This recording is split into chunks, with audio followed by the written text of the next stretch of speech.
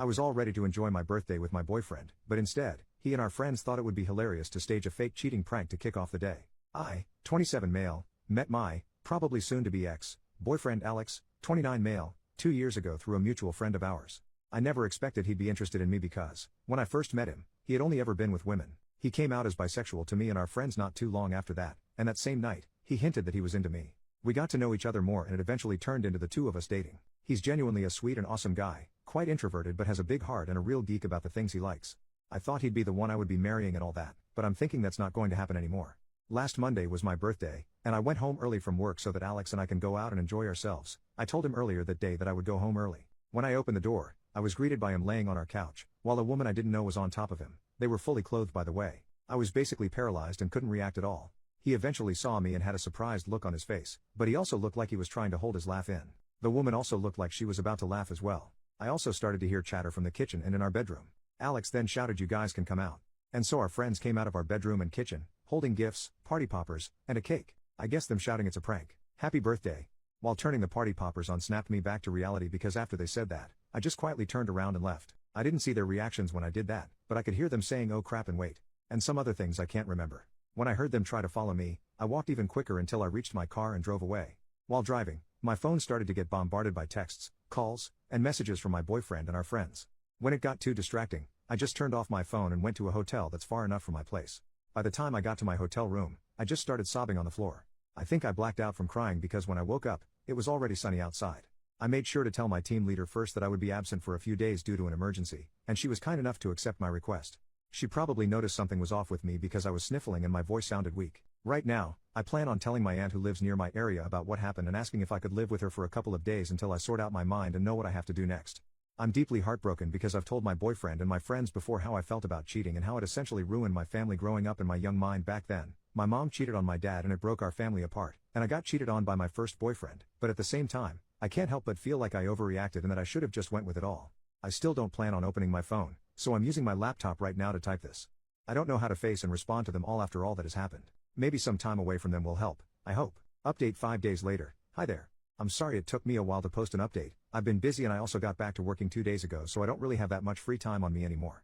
But before I get started with the actual update, I would like to thank everyone who has given me their advice and wisdom, along with those who wished me well and a belated happy birthday. You folks really made me feel happy even after all that has happened. I never thought internet strangers could be so kind, lol. Normally, I confide with my friends whenever I had a problem, but since they somehow became part of that problem, I thought maybe going here would be a good idea, and I guess it was. So truly, thank you to all of you. Although, even if almost all of you had nothing but great advice and nice things to say, there were some who were skeptical or were even harsh, specifically in the way I just ghosted my boyfriend and everyone at that surprise party. Truth be told, I could have done something more mature as some would say, but really, in that moment, all I could think was remove myself from that situation because I wouldn't know what I would do if I fell back to my old self. For context, I found out my mom was cheating on my dad at 14 years old. I got home from school early and found that the house was empty. I went upstairs to go to my room, but as I got nearer to my parents' room, I heard these faint sounds of lovemaking, and it didn't help that the door to the room was slightly opened. Curiosity got the best of me and I decided to take a peek inside, and there she was, my own mom cheating on my dad with his coworker. I felt like I was going to be sick, like it was some sort of nightmare.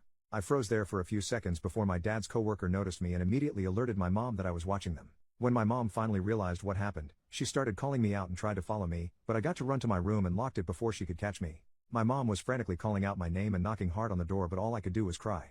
The realization that the person I was calling my mom wasn't the person I thought she was hit me like a ton of bricks because I used to adore my mom. She was always around while my dad was working full-time, which made me resent my dad because he was never around. I remember hiding under my bedsheets and eventually falling asleep. I was woken up by my dad knocking on my door and calling me to come out. I had to comply, of course, and when I opened my door, my father was standing in front of me, with my mom behind him. He gave me a tight hug and asked me about the guys who bullied me while I was walking home from school, and I was confused when he mentioned that, but then I saw my mom looking mad at me and basically telling me through her face that I should go along with it. As much as I hated it, I went along with it because I didn't want to hurt my dad. Since then, I've decided to fully ignore my mom unless it was for a chore or something important, and when I moved out at 18, I made sure to go no contact on her and only talk to her when my dad wanted me to. My mom and dad eventually divorced after I moved out. Turns out, he always knew but didn't want to do anything about it until I moved out because he didn't want me to live in a household riddled with arguments and stress brought upon by divorcing couples. It didn't really work, but I appreciate my dad for still looking out for me even if he was hurting. Then, when I was 19, I got into my first ever relationship. We had a pretty nice start and we were each other's firsts. But, when I found out he was cheating on me, things got really ugly. I know this is not an excuse, but I was young and didn't know how to handle that information when I got it, and knowing how much I hated cheating, I basically went crazy on him and turned to destroying his stuff, deleting all copies of his thesis, and even went as far as doing this insane Facebook rant where I exposed his cheating and posted pics of him and the guy he was cheating on me with, and even mentioned his mom and dad in the post and outing him without his consent. I deleted the post just 2 days after, but the damage has already been done and my ex ended up moving away and living in another area because of my post. Obviously, I am thoroughly embarrassed and ashamed of what I've done, and I still regret doing all of that. When my aunt found out about what I did, she gave me a pretty stern scolding and insisted that I had to get checked by a psychiatrist because what I did isn't normal, and it's not, and I got diagnosed with severe depression and the doctor also said I had some unresolved trauma, which confused my aunt, but after telling her what happened 6 years ago, she fully understood why and gave me a tight hug and cried after spilling everything to her. She felt bad because she wasn't able to do anything to help me before and now is extremely mad at her sister, my mom, for doing all of that to me. Ever since then, my aunt has helped me get the therapy and meds that I needed, and essentially turned into my mother figure. My ex and I don't talk much these days, but we have made amends and are on good terms now. Now that all of this stuff from my past has been finally laid out, for those wondering why I did what I did, here's the actual update. After I submitted my original post, I packed my things that night and prepared to go to my aunt's house, which wasn't that far but still a bit of a drive nonetheless. When I finally got there, she was incredibly welcoming and I thanked her for allowing me to stay in her house even just for a little while. She gave me a tight hug and told me I was always welcome and that she will be there to help me when I need her too. She eventually led me to the spare bedroom that they have in their house and helped me unpack my stuff. She is honestly such an incredible woman and I love her so much. She's basically the mom I've always wanted. Once I was done unpacking, I was again confronted by the fact that I haven't opened my phone for quite some time now. I've avoided it for so long that I didn't think I could open it again, but I knew I had to. The moment my phone booted up, hundreds upon hundreds of texts, chats, and missed calls popped up on my screen. Even if I was still hesitant, I decided to open my chats and looked at our friend group's chat first. The chats from the start were all very frantic in nature, with my friends asking about where I was or what happened. But after scrolling down a few more times, the chats turned into them apologizing that the prank happened and that it was not on the plan at all. One of my friends even blamed the girl that was on top of Alex and thought she was untrustworthy. Finally, the chats ended up being them hoping they could contact me and wishing I was safe. I guess they knew I just read their chats because as soon as I was done back reading, my friends immediately knew I was online and asked how I was doing and where I was. They also started apologizing again for not being able to stop the prank from happening and that they didn't know that was going to happen and thought the original prank was going to be something else. At this point, I was thoroughly confused because they seemed happy enough to be there during that night, but I knew I had to apologize to them first for ghosting them and asking their side of the story first before speaking about what had happened. Essentially, they were simply planning a surprise birthday party for me with Alex in a group chat that didn't include me. Then, my boyfriend added a few more people into the group chat, saying that they were college friends of his and he wanted them to be a part of the surprise party too since they also wanted to meet and get to know me better. As a suggestion, one of my boyfriend's college friends pitched the idea of them pranking me. The plan was my boyfriend is going to be on the couch with a serial killer holding a bloody knife and fake stabbing my boyfriend while the killer was on top of him and while my boyfriend is bleeding everywhere. My boyfriend's college friends thought it would be funny to see my reaction, although my friends were initially skeptical. They reassured them that it would be harmless fun and that once my boyfriend and the friend who'll be acting as the killer got their desired reaction on camera, they can just tell me that it was all a prank and my friends and my boyfriend's other college friends would come out and surprise me with their gifts and stuff. My friends eventually agreed so as long as they don't drag out the prank and immediately reveal everything once they captured my reaction on camera. The day of my birthday comes and everything they'd planned seems to be going smoothly, with them waiting for me. My boyfriend's college friends ushered everyone to hide while they set up the prank, and when it was done, they would hide too. When they finally heard my boyfriend say they can come out, they thought the prank was a success because I looked absolutely mortified, but they knew something was up when even after the prank was revealed, I was still looking shocked and almost teary-eyed even, until I finally turned around and left. They were understandably shook and confused, thinking the serial killer prank was too much, but knowing me, I wouldn't have minded it at all since I love scary movies and an avid horror enjoyer. That was then they realized that my boyfriend's female college friend was on top of my boyfriend, not wearing any serial killer costume and not holding any fake bloody knife. They then saw my boyfriend pushing his female college friend away from him and chasing after me. Some of them also tried to follow me, while some were asking what happened to the original plan. Even my boyfriend's other college friends were wondering why their female friend wasn't in costume, but she was just silent. After a few minutes, my boyfriend came back to our apartment looking distraught and crying. He then tells everyone that they should all go and proceeds to go to our bedroom. They wanted to ask him what happened but he shut the door before they could. His female college friend then followed him inside which really weirded them out, but after a while, they hear my boyfriend shouting at her, telling her to piss off. She then goes out the door on the verge of tears and leaves the apartment.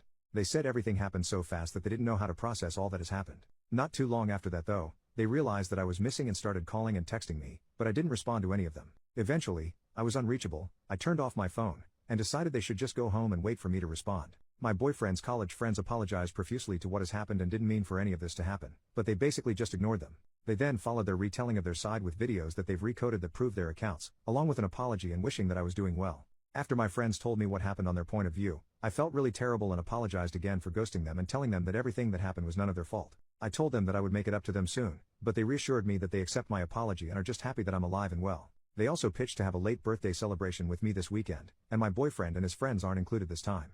I of course happily agreed and thanked them for being such great friends and that I really couldn't thank them enough for being such an awesome bunch of people. The morning of the next day, my aunt knocks on my door and wakes me up, telling me that I have a visitor downstairs. She looked a bit mad, so I can already tell who it was. It was my boyfriend Alex, carrying this beautiful bouquet of flowers and my favorite chocolates with him. Even if he looked amazing, his face was the complete opposite because he looked like he was crying for days. I asked him how he found out about where I was and told me that once I turned on my phone again, an app on my phone that we both have notified him of my whereabouts. It's basically an app that allows you and your trusted friends to share your locations in real time as long as you have an internet connection and your locations is on.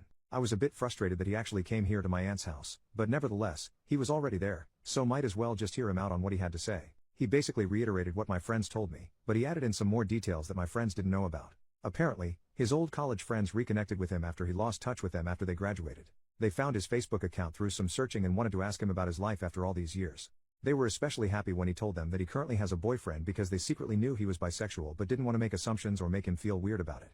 Alex eventually tells them about me, and he mentions that him and our friends are planning a secret birthday surprise for me and they immediately wanted to be a part of it. After they were added to the group chat, they started suggesting ideas on how to make the surprise much more fun, until their female friend, we'll call her Anna, suggested that they do a prank to surprise me. Alex's college friends were immediately on board because they saw TikToks of it and they thought it was really funny, but my friends were obviously skeptical. Eventually, they agreed what the prank is going to be and that the prank wouldn't take too long. Anna volunteered to be the serial killer since it was her idea, and they all went and did their parts of the surprise so that everything would be ready when my birthday comes. The day of the surprise party comes, and everyone prepares for my arrival. When Anna and Alex went into their assigned positions for the prank, he wondered why she still wasn't in her costume and that her props was missing, but all she could reply was that she forgot. Alex offers to find the costume and props but Anna insists that there's no more time and that I was going to arrive soon. Alex at this point was extremely uncomfortable and wanted to get out of their position, but before he could do it, I've already opened the door and saw them. He admits that he messed up by laughing a bit at my reaction because it was exactly the reaction he thought I was going to make but immediately realized what it looked like and called everyone to come out to save himself from the embarrassment and give context to what I was seeing. When he realized that that didn't work, he forcefully pushed Anna away to chase after me, but he wasn't able to keep up once I got into my car. It then sunk into him that he messed up big time and that when I drove away, that's when he remembered my trauma about cheating, which made him cry while returning to our apartment. He tells everyone to leave and retreats to our bedroom, not really knowing what to do.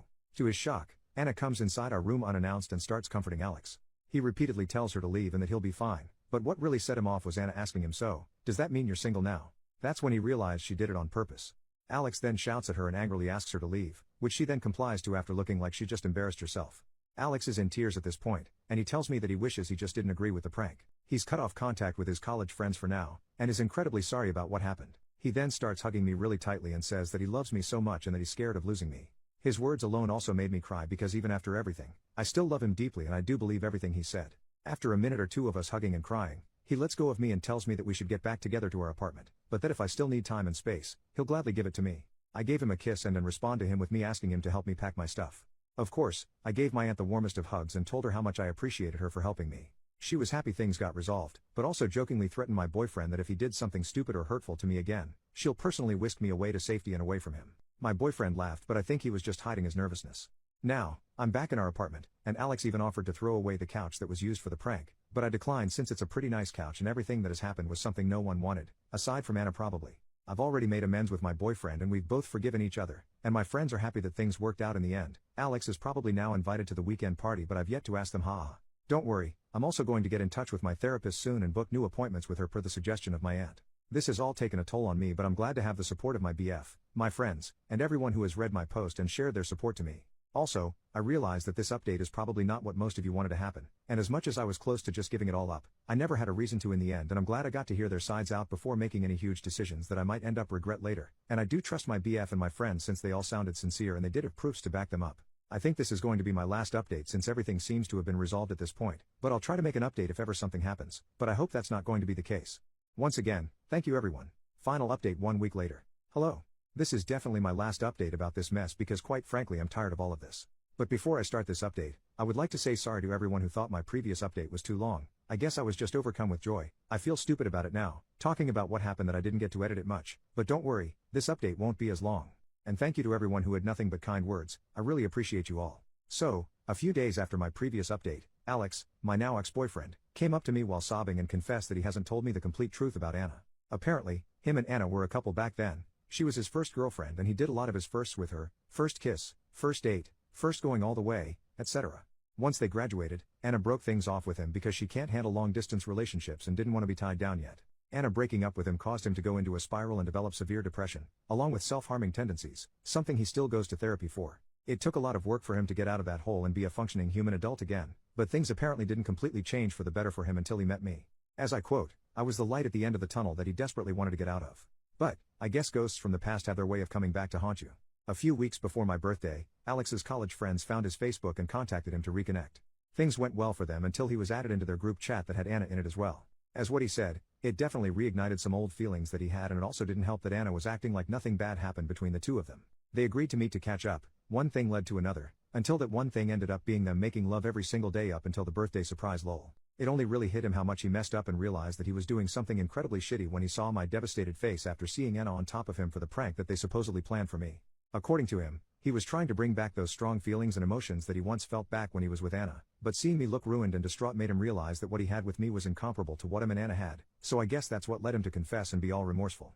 Of course, I had to hear him apologize and cry in front of me, and I did cry too, but I couldn't bear being around him anymore after hearing all of that. I then calmly told him that I accept his apology, but that I didn't want to be with him anymore and that I'd be leaving the apartment and sort things out once we're both in clearer states of mind. He didn't like that one bit and started sobbing like crazy and even went as far as hugging me incredibly tight just so that I wouldn't go. It was a struggle, but I eventually got out of his clutches by pushing him away hard enough. I ran as fast as I could, ironic, to get to my car and immediately headed to my aunt's house. When I got there, I just sobbed into my aunt's arms and felt incredibly weak. She probably understood why I was crying that much without asking me why, so she started consoling me until I was too tired to cry and slept. Yesterday, I got a call from a friend of Alex that he's in the hospital after being found unresponsive and full of cuts on his arms. I didn't want to go because I'm obviously still hurt about everything, but Alex doesn't have any family anywhere near him and I'm the only one who knows about his medical history and details, and technically his closest family, so I had to. When I got there, his arms were full of bandages and his face looked all puffy and red. Right now, I'm outside his hospital room, waiting for his doctors to give me an update or tell me anything or something that I should do. He also hasn't woken up yet, so I'm bracing myself for when he does. Truthfully, I do still love him very much, but what he did just made it clear for me that we're not meant to be together. I don't know what I'll do moving forward after all of this, but I'll just let the universe take the wheel for me at this point. I just wish things didn't end up this way.